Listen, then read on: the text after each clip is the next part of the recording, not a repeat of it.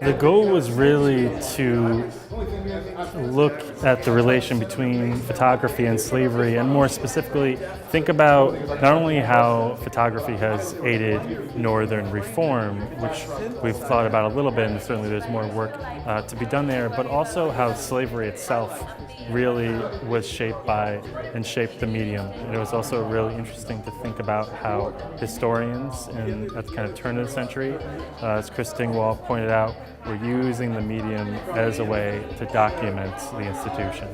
I actually thought it was really interesting that there are historians that are trying to focus on this idea of the image in their work. My background is actually in art history and visual culture, and so it's something that's very near and dear to my heart. The most interesting aspect for me probably was the discussion of Frederick Douglass's photographs, and particularly the agency that was given to him in the choice of the photographs and how they were developed and composed.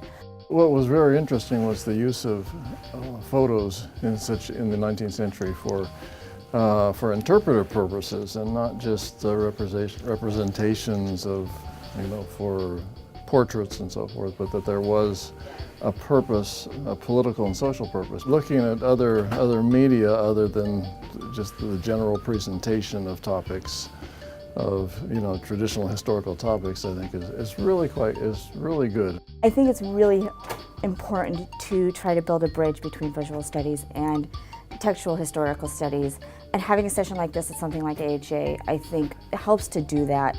Visual culture is really important, and photography in the 19th century is critical.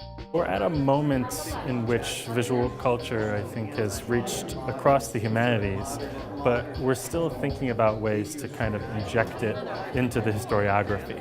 And so this is a moment in which we can do so with questions about race, slavery, and freedom in America.